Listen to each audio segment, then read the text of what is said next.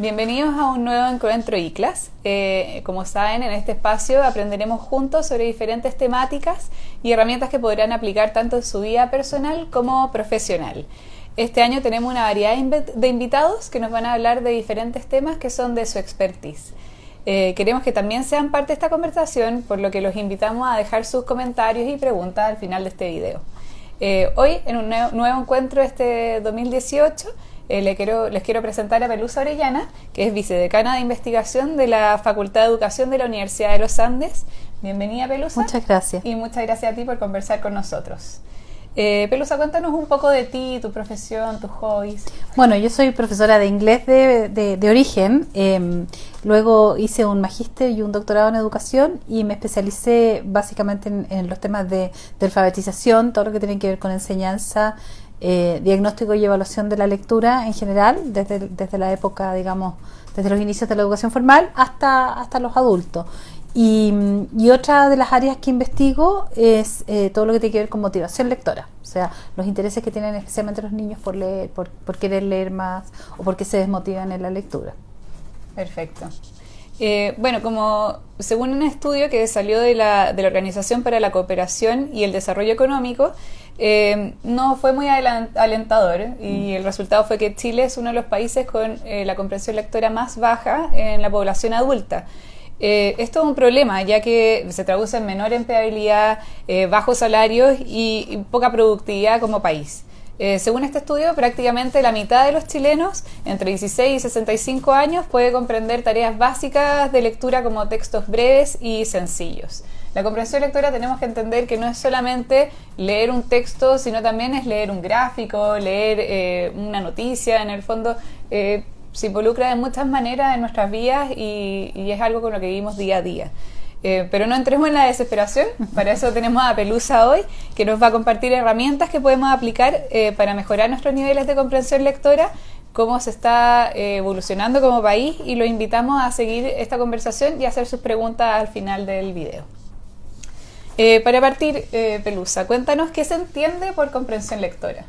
Bueno, esa es una pregunta muy interesante porque se relaciona con justamente los resultados de la encuesta que tú mencionabas, pero además con el cambio que ha habido en la definición de lo que es lo que llamamos la alfabetización que tiene que ver con las habilidades de lectura y escritura en general en la población, y que a partir de los años 60 y 70 derivó a lo que denominamos hoy en día la alfabetización funcional. ¿Qué significa eso? Justamente lo que tú explicabas de que leer no es solamente leer un texto escrito, sino que tiene que ver con habilidades para desenvolverse en un mundo cada vez más letrado. Entonces la UNESCO incorporó en esta definición de la alfabetización funcional las habilidades de entender un gráfico, de leer textos matemáticos, de resolver problemas matemáticos, de comprender instrucciones, por ejemplo, para preparar una comida, o incluso leer la letra chica de un contrato. Entonces, la alfabetización funcional es la lectura y la escritura que uno hace para desenvolverse en la sociedad.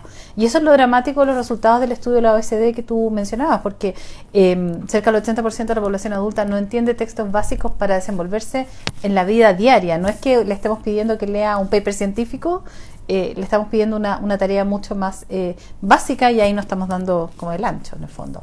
Entonces la comprensión, la definición de comprensión más genérica que existe es la construcción de significado a partir de un texto escrito. Entonces, en esa definición se entiende que ya no es solamente el decodificar el texto, o sea, juntar las letras para leer las palabras, sino que a partir de esa tarea que debiera ser cada vez más automática, ser la persona capaz de construir, usando sus conocimientos previos, su conocimiento del mundo, su vocabulario, sus experiencias, el sentido del texto que está leyendo.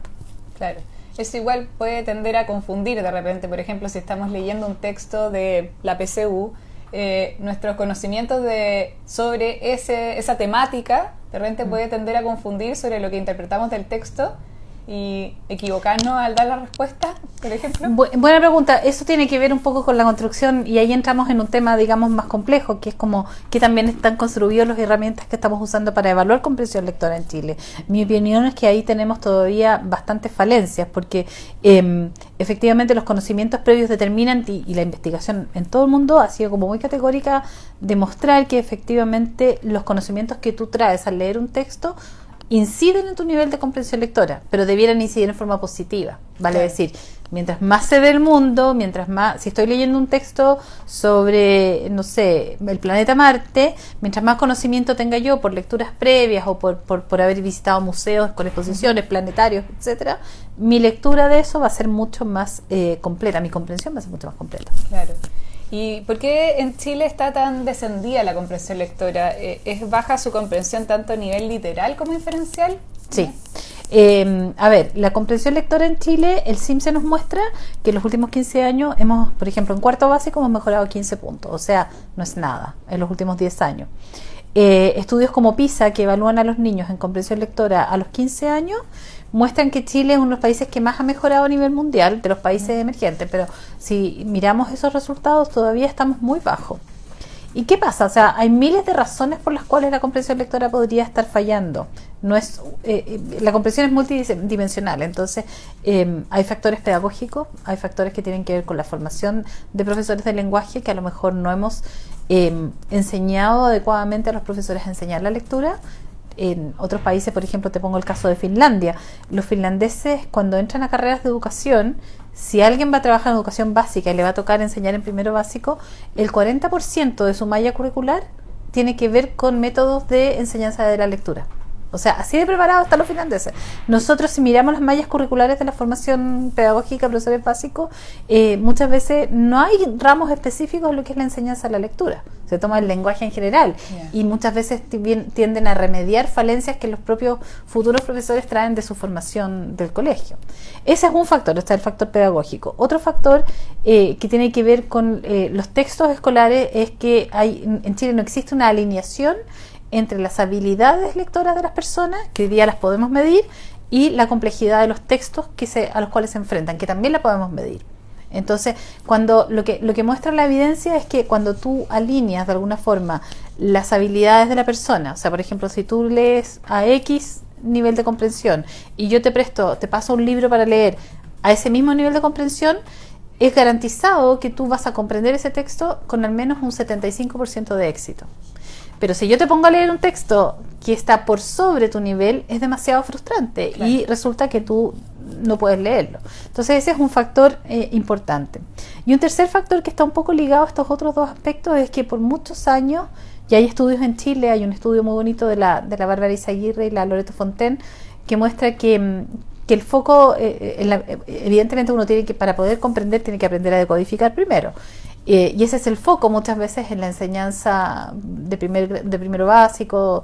Ya en segundo básico los niños ya debieran haber como logrado automatizar los procesos de decodificación, de manera de que toda la carga cognitiva que ellos emplean para decodificar se transfiera a la comprensión y la puedan usar en estos procesos que son mucho más complejos. Pero pasa que muchas veces en los colegios, una vez que los niños aprenden a decodificar, ya no se enseña comprensión. Entonces se entiende como que aprendió a leer. Pero leer es mucho más que eso. Mucho más que Entonces, esos son, a mi juicio, algunos de los factores que intervienen. Pero claro. ¿Y la complejidad de estos textos está dada por su nivel por el contenido que tienen o por la estructura? ¿Son estructuras complejas? Son las dos cosas, claramente. Por ejemplo, hoy en día es posible tomar los aspectos estructurales de los textos y evaluar su comprensión. Existen fórmulas de complejidad textual que se llaman, bueno, han existido desde los años 20, o sea, son bastante antiguas. Por ejemplo, consideran el número de palabras desconocidas que tiene un texto. No. Otras consideran, por ejemplo, el tipo de oraciones. Un texto con oraciones breves, con un sujeto simple y un predicado simple, son más fáciles de entender que cuando tú tienes oraciones compuestas o complejas. Entonces, cuando tú juegas o calibras estas dos variables, por así decirlo, puedes mover el texto hacia un texto más fácil o hacia un texto más difícil. Eso desde la perspectiva, como te dijera yo, estructural. También desde el contenido, evidentemente, y ahí es donde juega un rol importante lo que hablábamos antes del conocimiento previo. O sea, un texto es más fácil para mí en cuanto yo tengo mayor conocimiento de ese contenido. Claro. ¿Y cuáles son las habilidades de comprensión lectora que se deben tener o se deben desarrollar? Las habilidades, o sea, la comprensión lectora debería tender siempre a focalizarse en la comprensión inferencial, que es la más compleja, es más sofisticada que la comprensión literal. La comprensión literal es claramente recordar lo leído y en el fondo sacar la idea principal. Cuando uno lee distintos tipos de textos, además es necesario desarrollar otro tipo de habilidades. Por ejemplo, los textos narrativos, que son los que predominantemente se leen en la época escolar básica, requieren de, por ejemplo, la habilidad de construir lo que se llama la gramática del texto, que es la estructura narrativa, o sea que los cuentos tienen personajes, ocurren en un entorno y hay un desarrollo de la acción que avanza hacia un clima, generalmente hacia un clímax, y generalmente existe, digamos, una serie de eventos que llevan la acción hacia grado de tensión y luego hay un desenlace.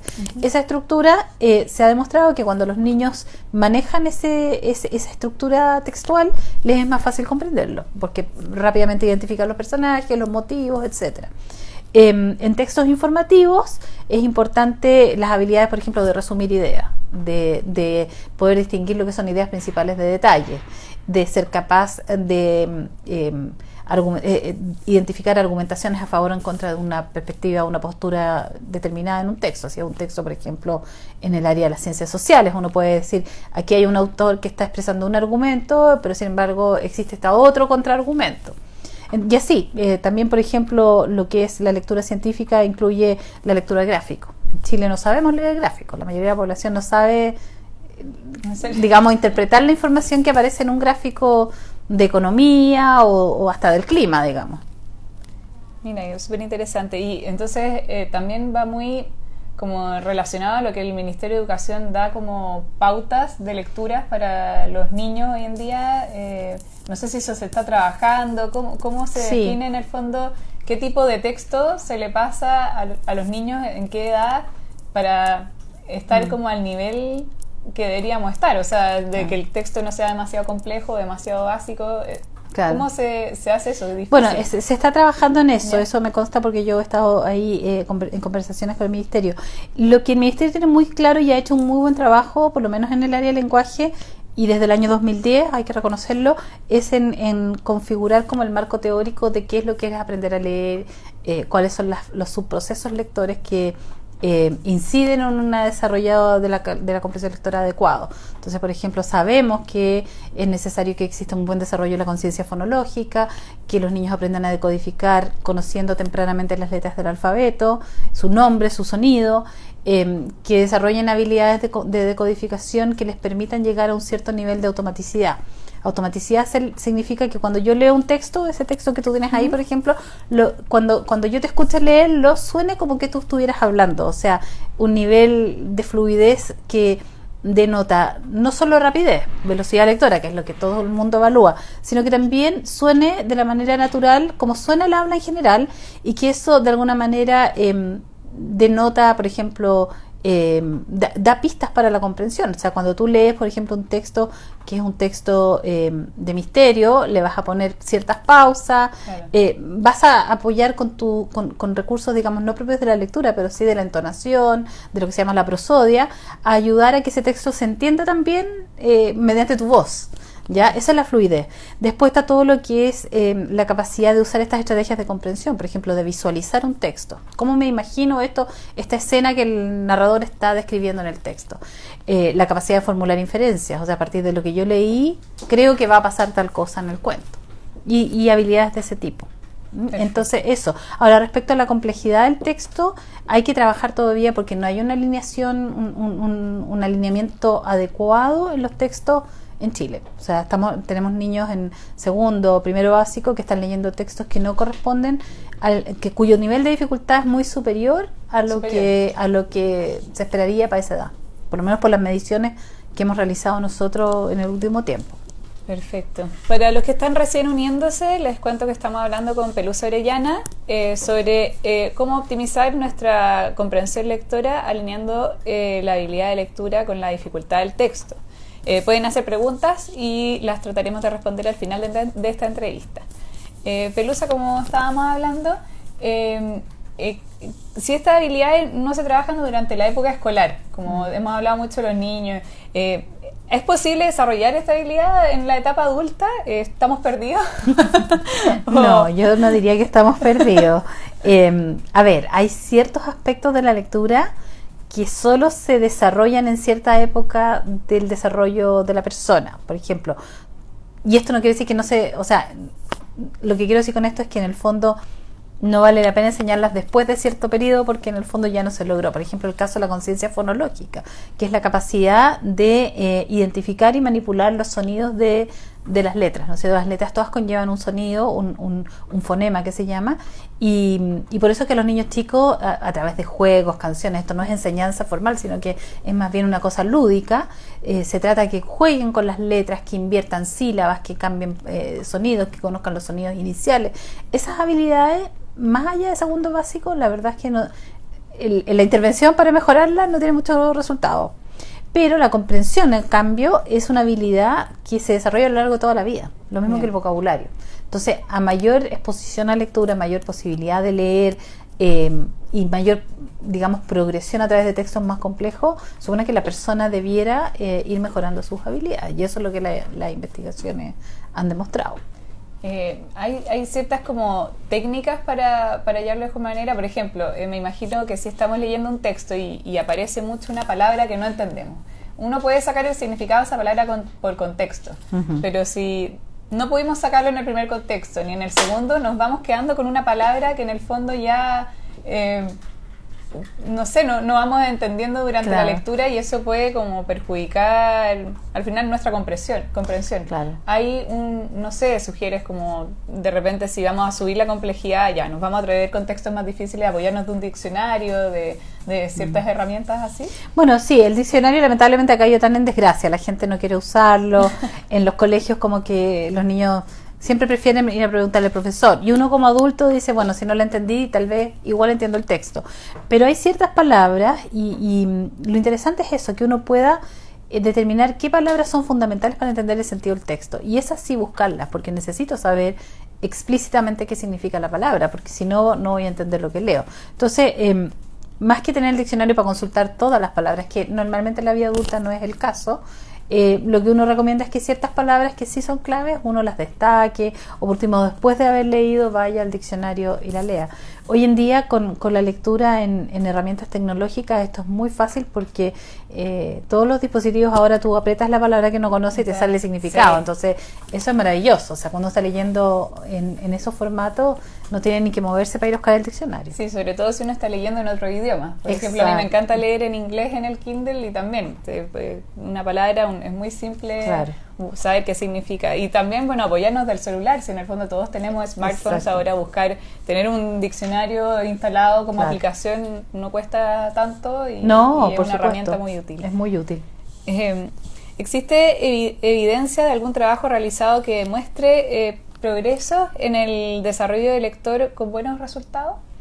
Nosotros hemos hecho algunos estudios, sobre todo con los niños bien chiquititos. Yeah. Tenemos ya 4 años de evaluar habilidades prelectoras, por así decirlo, que es lo de la conciencia fonológica, el conocimiento de las letras del alfabeto, la comprensión auditiva, el vocabulario, en niños chiquititos en colegios subvencionados del centro de Santiago, y hemos visto, por ejemplo, la capacidad predictiva que tienen estos factores en la lectura en primero básico. O sea, el principal predictor de la comprensión lectora para estos niños suele ser el conocimiento de las letras del alfabeto, ciertas habilidades de codificación. O sea, una vez que logran una cierta como fluidez en su lectura oral, su comprensión mejora. Y eso determinaría de alguna manera cómo va a ser su comprensión a futuro. Claro, que ya no están tan preocupados de poder leer la palabra, sino ya se pueden enfocar más en lo que sacan del texto mismo. Claro. Y lo otro, y ahí también en esos estudios hemos visto que cuando tú les resaltas a los profesores, a las educadoras de párvulo, la importancia de estos aspectos, que no significa escolarizar a los niños, sino que lo trabajen de una manera lúdica, o sea, en juegos, en canciones, etcétera, los niños mejoran, o sea, vienen mejor preparados para enfrentar la lectura en primero básico, que suele ser lo más complicado. Otro estudio interesante que hicimos fue con niños de tercero, cuarto y quinto básico, en que correlacionamos habilidad de lectora y motivación a la lectura en niños de distintos tipos de colegio. Y vimos que para los niños que tienen mal desempeño lector al inicio del año escolar, pero que tienen alta su motivación lectora, su resultado a final de año en comprensión lectora es mayor que el niño que está desmotivado y tiene peor comprensión lectora. Entonces ahí también es como una señal de alerta al profesor de decir, ojo, este niño tiene una ganancia en potencia, en ese grado de interés que tiene por la lectura, sácale partido porque al final su desempeño en lectura va a ser mejor. Claro, y es algo que afecta al final a todas las áreas del conocimiento. O sea, la comprensión lectora nos sirve para historia, para matemáticas, para, en el fondo, un niño con bajo nivel de comprensión lectora, me imagino que queda bastante corto en competencia. O sea, las consecuencias son enormes. En Chile hay pocos estudios de este tipo, pero en otros países hay, en que se muestra, por ejemplo, la incidencia que tiene la falta de comprensión lectora en la criminalidad de las personas. O sea, hay más personas en las cárceles que tuvieron problemas de lectura en su época escolar o preescolar. Hay los salarios de las personas que tienen peor comprensión lectora son a veces hasta un 40% más bajo que las personas, o sea, porque en el fondo pueden acceder a menos a puestos de trabajo peor remunerados que aquellos que tienen mejor habilidades de comprensión. Sí. ¿Y qué consejos concretos puedes dar a las personas para que potencien, desarrollen y mejoren sus habilidades de comprensión lectora? Yo creo que algo fundamental es como entender que la lectura tiene que ser un hábito. Es como andar en bicicleta. O sea, si uno deja andar en bicicleta, después le va a costar volver a retomar la bicicleta o cualquier deporte. La lectura tiene que ser algo que uno haga todos los días. Así como decía la Gabriela Mistral, que había que hacer leer a los niños como se come pan, o sea, todos los días. Y eso mejora de frente la lectura, la comprensión. Tratar siempre de involucrarse en tareas de lectura usando alguna herramienta que ayude a organizar o a estructurar mejor el contenido si uno tiene dificultades en la lectura en general. Algunas de estas las vamos a ver en los cursos del diplomado en comprensión lectora que estamos trabajando.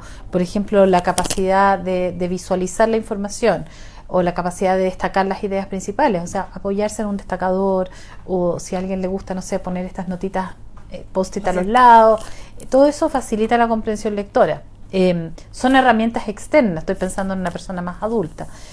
Con los niños hay miles de estrategias pedagógicas que los profesores pueden usar. Por ejemplo, si se va a leer una novela larga, a veces es recomendable que el profesor lea los primeros 3 capítulos con los niños, o lo puede hacer un papá que tiene un niño que tiene que leer una novela para, qué sé yo, lectura complementaria. Si ya, vamos a leer la primera parte, dejar al niño más o menos como inserto en la trama de la lectura y después dejarlo que siga solo, pero como dar como esos pequeños apoyos que sirven de soporte para mejorar después. Desde ahí como padres, porque muchas veces pasa que me imagino que hay muchos papás que por falta de tiempo y todo, como que le dejan un poco esta tarea a los educadores, colegio, jardín, no sé. Hay una edad recomendada para partir inculcándole el amor por la lectura a los niños o desde el principio? Desde que antes que nazcan, dicen algunos. O sea, incluso leerles cuentos a las guaguas en la guata de la mamá es una estrategia que en muchas partes se usa. La lectura de cuentos de parte de los padres es una de las actividades más esenciales para desarrollar el gusto por la lectura y la comprensión. Hay muchos estudios que lo avalan, además porque genera esta relación, este vínculo afectivo que es tan importante porque después el niño asocia la lectura a momentos placenteros de su vida, o sea, momentos que se sintió querido, que estaba con sus padres. Entonces, por eso también se fomenta tanto el desarrollo de la lectura de los padres a la hora de dormir, o la lectura de cuentos todos los días. Entonces, nunca es tarde, siempre, o sea, hay que empezar muy tempranamente. Mientras antes mejor. Mientras antes mejor. Vamos a ir a las preguntas de la comunidad. Han llegado varias, así que vamos a ir leyéndolas. Trataremos de responderlas todas. Felipe Herrera Centeno pregunta: ¿las técnicas de lectura veloz afecta la comprensión lectora? No hay ningún estudio que haya avalado el beneficio de las técnicas de lectura veloz. Una cosa es la lectura veloz y otra cosa es la fluidez lectora. La fluidez, como explicaba al principio, es esta lectura que suena como cuando uno habla. Pero estos cursos de lectura veloz, la verdad es que no se ha demostrado, por lo menos en la literatura que yo conozco, que tenga algún impacto en mejoras en la comprensión lectora. Perfecto. Y también nos preguntan, ¿nos podrías dar tips? Sí, porque hablábamos de cómo inculcarle a nuestros niños el gusto por la lectura desde chiquititos, pero ¿qué hacemos con los jóvenes, adolescentes que están completamente desmotivados, que ven una lectura, un libro del colegio como la peor tarea que pueden tener? ¿Cómo de qué manera los mantenemos motivados o les incentivamos ese amor por la lectura que quizás no fue inculcado desde que fueron chicos. Bueno, hay un libro muy bonito que se llama, de un escritor francés que se llama Como una novela, de Daniel Pennac, Pennac, y Pennac establece que existen los derechos de los lectores y hace como unos 10 mandamientos de la lectura. Entonces dice el derecho a no terminar un libro, o el derecho a releer un libro, o el derecho a elegir ciertos tipos de libros. Entonces lo que yo creo que tenemos que hacer es como olvidarnos de esta lectura impositiva, con prueba, con un título para todos. Ya hablamos de que la comprensión varía entre las personas, no todos en tercero medio entendemos el Quijote de la misma manera, no todos estamos preparados para leer el Quijote en tercero medio de la misma manera. Entonces, ¿por qué tenemos que darle a todos los niños el mismo libro? A mí me gustó una experiencia que tuve con uno de mis niños, que el profesor les dio 200 títulos y les dijo: me da lo mismo si lo leen en el celular, me da lo mismo si lo leen en un libro, me da lo mismo si lo quieren leer en el iPad, lo que sea. Léanlo y elijan uno de estos 200 títulos. O sea, la variedad de títulos es una muy buena manera de acercar a los adolescentes a la lectura. Y lo segundo es que este profesor dijo: no vamos a tener pruebas, vamos a tener una conversación sobre el libro. Y quiero que tú me cuentes cuál fue tu impresión, cuáles fueron tus comentarios, te gustó, no te gustó, te gustaría leer algo más de este autor. Entonces, la lectura entendida de esa manera es una lectura como una experiencia amigable y positiva, y no estudiar para la prueba. Hay profesores terribles, pero preguntan cuántas páginas tiene el libro. Sí. O sea, es un absurdo. ¿Qué sentido tiene? Yo nunca me voy a olvidar de una profesora que yo me estaba leyendo El Señor de los Anillos cuando estaba en octavo básico, creo.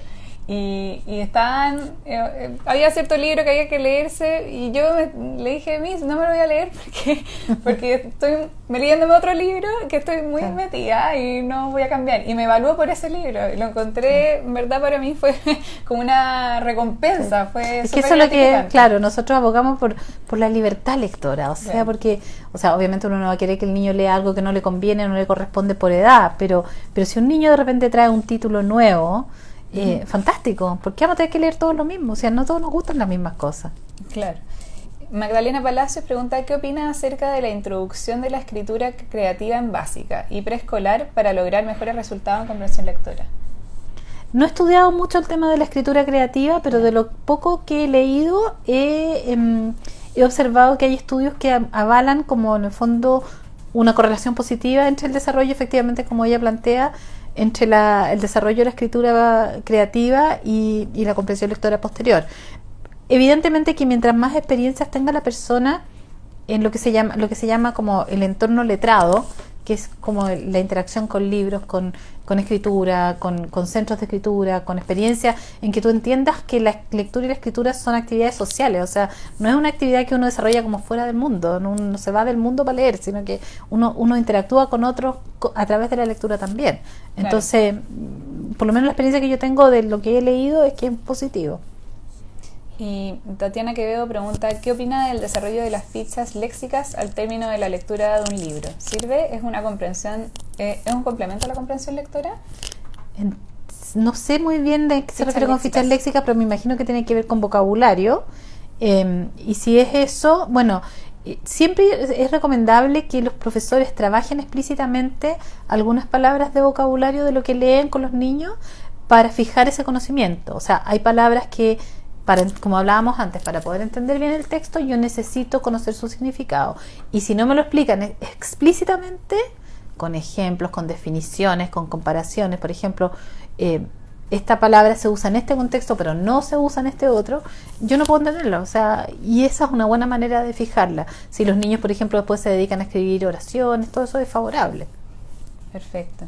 Y Fernanda Vara pregunta: ¿por qué en Chile estamos tan atrasados con el tema? ¿No se le ha dado la importancia que debería? ¿Por qué nos quedamos atrás? Es muy compleja la respuesta a eso, pero bueno, como pasa con todas las cosas, nosotros estamos atrasados en el sentido de que nuestra investigación en general recién está como mirando un poco lo que ya se ha confirmado por la investigación en otros lugares, en otras universidades del mundo, respecto, por ejemplo, a cuáles son los subprocesos lectores y por qué hay que trabajarlos de la manera que se deben trabajar. Han habido modas que han impactado positiva o negativamente el desarrollo de la lectura. Hubo toda una época, por ejemplo, el modelo holístico de lectura, que fue muy famoso entre los 80 y 90, en que decía que no había que enseñar explícitamente a leer, sino que los niños aprendían a leer de forma, digamos, natural, como el habla. fue un fracaso porque los niños aprendían a leer en quinto básico, por ejemplo. Como que la lectura estaba Sí, en la vida. estaba en la vida como... y que tú mirabas los logos en la sociedad, que son muy importantes. O sea, yo soy Sí. una gran defensora de lo que es el entorno letrado, porque efectivamente puede favorecer el desarrollo de la lectura. Pero tú tienes, o sea, la evidencia muestra que es necesario sistematizar la enseñanza de la lectura y enseñar explícitamente ciertas estrategias. Eso es necesario. Y para eso hay un continuo de habilidades que se tienen que aprender de manera un poquito graduada. ¿Te fijas? No puedo tirarle un texto así libremente a un niño si todavía no domina las letras del alfabeto. Claro. Bueno, eso. No sé si alguien quiere preguntar algo más o tiene...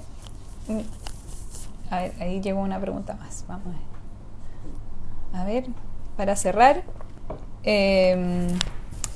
me preguntan, ¿hay blogs donde se hable de este tema, donde podamos seguir viendo herramientas, donde, no sé, blogs donde se sugieran lecturas para adolescentes, cosas que podrían interesar? De lecturas para adolescentes, No, yo no en conozco general, mucho, pero claro. sí recomendaría el blog de un profesor de España, de la Universidad de Navarra, que se llama Juan Cruz Ripoll. Él tiene una bibliografía muy actualizada y de muy buena calidad de qué hacer con la lectura, cómo trabajarla y también con todo lo que son las dificultades de lectura, o sea, qué hacer en el caso de una dislexia, cómo trabajar en el aula, niños que tienen dificultades específicas. Yo recomiendo ese blog. ¿Podrías repetir el nombre? Juan Cruz Ripoll se llama el autor. Ripoll con Ripoll. Ya, perfecto. Bueno, Pelusa, muchas gracias por compartir con Muchas nosotros, gracias. por compartir tu experiencia. Los invitamos a unirse a nuestro encuentro en vivo y estaremos en contacto próximamente. Adiós.